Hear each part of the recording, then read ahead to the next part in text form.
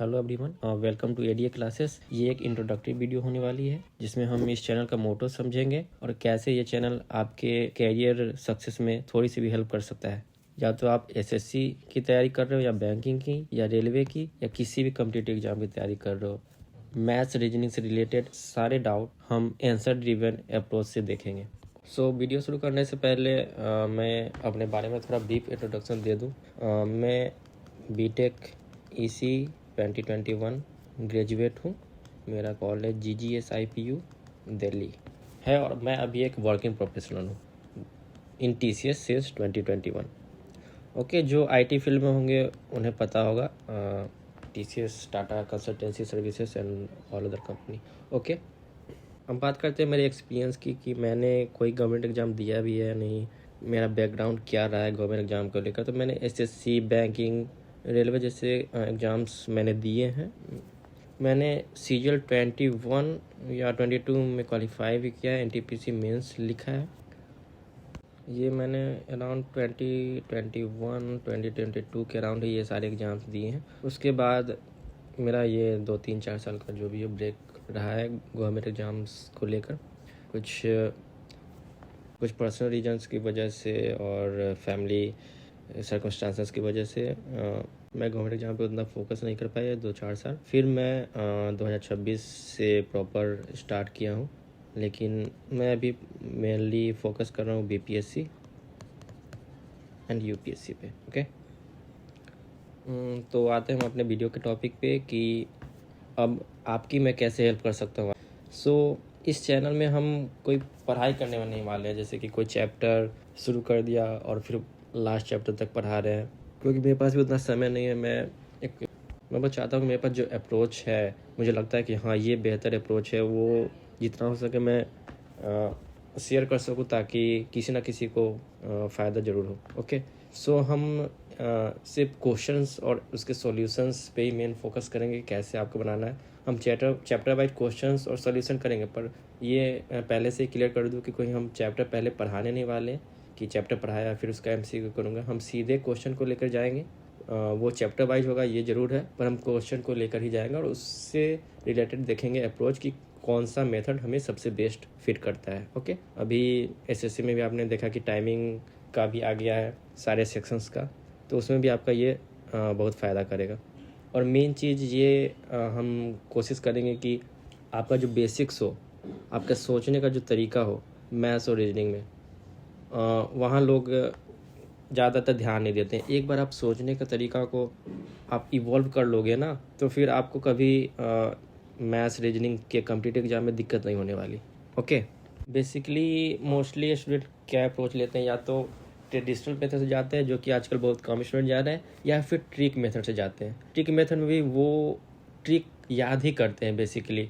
मैं जनरली बता रहा हूँ, अराउंड 90% स्टूडेंट यही करते हैं, ट्रिक याद कर लेते हैं और वो ट्रिक को अप्लाई करते हैं। मान लो कोई क्वेश्चन आया, उसमें मान लो उनको वो ट्रिक याद नहीं आ रहा है, तो वो सोचेंगे यार ट्रिक था, बस हल्का सा पता चल जाता वो ट्रिक, वो उनको पता है कि वो तुरंत सॉल्व हो जाएगा 30 सेकंड में, पर उनको याद नहीं रहता वो ट्रिक। तो बेसिकली हमें ट्रिक भी तो याद ही करना पड़ रहा है फॉर्मूला की तरह। तो आप मैथ्स में भी ट्रिक याद कर रहे हो हर एक चैप्टर का, और हर एक चैप्टर के टाइप्स के क्वेश्चन का ट्रिक याद कर रहे हो, तो इससे आपको बहुत कन्फ्यूजन्स हो जाते हैं कि किस में कौन सा ट्रिक अप्लाई करें। वो इसमें फिट बैठ रहा था कि ये इसमें फिट बैठा दिए।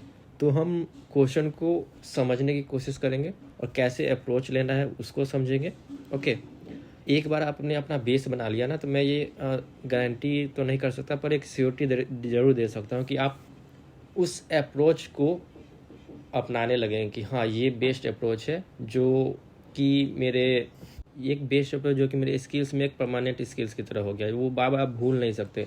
ऐसा नहीं कि हम कोई भी कॉम्पिटिटिव एग्जाम की जब तैयारी कर रहे होते हैं तो हमने सब चीज़ पढ़ लिया, फिर जब एग्ज़ाम आता है तो हमें वो ट्रिक्स दोबारा रिवाइज करने पड़ते हैं। ठीक है, लेकिन अगर आप ये सब अप्रोच जान गए कि कैसे क्वेश्चन को देखना है, कैसे उसके जरूर को समझना है, ठीक है, देन आप कभी भी आपको रिवाइज करने की ज़रूरत नहीं पड़ेगी यार। आप हमेशा ही उतना ही स्कोर करेंगे, बस कुछ टॉपिक्स को छोड़ के जिनको रिवाइज करना कंपलसरी है। ओके, ये मेथड बेसिकली हम इस तरह से चलेंगे कि देखो आपको समय तो देना ही, या तो आप पहले घर में समय दे दो, घर इन द सेंस कि आप एग्जाम के पहले समय दे दो उस अप्रोच को समझने में, उसमें कोई दिक्कत नहीं है। आप कोई क्वेश्चन को समझने में 15 से 20 मिनट दे दो, लेकिन घर में दो, जहाँ पढ़ते हो वहाँ दो, कोई दिक्कत नहीं है, ठीक है। एक बार वो समझ लिया, उसके बाद उसमें टाइम नहीं लगना चाहिए। ये अप्रोच लेके हम चलने वाले हैं, ओके। और ना ही कुछ याद करने का झंझट उसमें रहना चाहिए।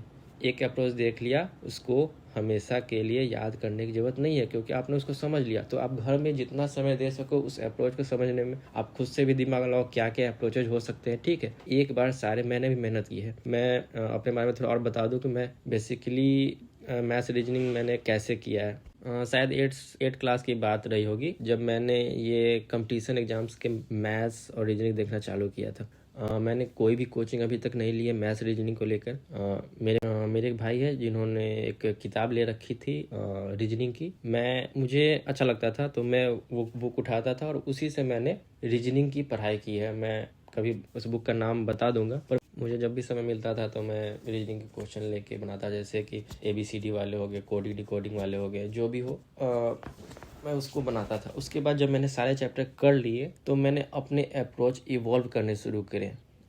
मैं कोटा भी गया था IT वगैरह की तैयारी करने, तो ये भी एक प्लस पॉइंट रहा कि मेरे जो सोचने की जो लिमिट थी वो इन्हांस की, मैं कैसे कैसे अप्रोच ले सकता हूँ। और धीरे धीरे करके मैं अभी तक जो भी एक्सपीरियंस हुआ उसी को मैं आपके सामने एक अच्छे तरीके से रखने वाला हूँ, ताकि आपको भी बार बार रिवाइज करने की जरूरत ना पड़े। एक बार आपने बेस मजबूत कर लिया, आप कोई भी कॉम्पिटिटिव एग्जाम में बैठो, मैथ्स रीजनिंग में आपको तकलीफ नहीं होने वाली। अभी मैं हाल ही की बात बताता हूँ। मैंने UPSC CSE 2026 दिया। बाकी GS की मैं प्रिपरेशन कर रहा था, लेकिन सी सेट मैंने एक शब्द तक नहीं लिखा था, ओके। विथ 0 प्रिपरेशन मैंने सी सेट दिया है। जो भी मेरा था, मेरा बैकग्राउंड जो भी रहा है, मेरे बैकग्राउंड एक्सपीरियंस से रहा है, और अराउंड 90 मार्क्स मेरे सी सेट में बन रहे हैं। 66.67 पास मार्क्स होते हैं सी सेट में, ओके। और इस साल बहुत लोग बोल रहे हैं कि डिफ़िकल्ट आया था, लेकिन सी सेट डिफ़िकल्ट तो नहीं कर सकते, पर लेंदी जरूर आया था। हाँ, डिफ़िकल्ट आर्ट्स वाले लोगों के लिए ज़रूर था। और बाकी जैसा लोग बोल रहे हैं कि डिफ़िकल्ट आया था, उस अकॉर्डिंग मैं बता रहा हूँ। अगर आप बेस मजबूत कर लेते हो ना, तो आपको उसमें एज मिल रहा है ना, आपको उसकी तैयारी नहीं करनी पड़ रही है। आप जब भी कोई कॉम्पिटिटिव एग्जाम दे रहे हैं जिसमें क्वालिफाइंग मार्क्स हो, उससे आपके 10-20 नंबर जरूर अधिक आएंगे हमेशा, अगर आपकी बेस मजबूत है, ओके। यही सब हम बात करेंगे आने वाले लेक्चर्स में। कुछ चैप्टर से स्टार्ट करेंगे, कोई सेशन रखेंगे जिसमें से आपके डाउट्स रहेंगे पार्टिकुलरली, ओके। उसको अप्रोच करेंगे, कैसे बेस्ट मेथड हो सकता है, ओके। बाकी मैंने पहले भी बताया कि मेरे पास लिमिटेड समय ही है, तो फिर हम उसी अकॉर्डिंग अप्रोच लेकर चलेंगे। इन फ्यूचर मेरे पास समय होता है तो हम चैप्टर वाइज लर्निंग भी करेंगे और फिर प्रैक्टिस भी करेंगे। लेकिन अभी तो बस क्वेश्चन और सॉल्यूशन और आंसर ड्रिवन अप्रोच को ही लेकर चलने वाले हैं हम। बाकी आपके जो भी डाउट्स हैं या कोई भी क्वेश्चन हो, वो आप कॉमेंट सेक्शन में लिख सकते हैं। Till then take care and bye.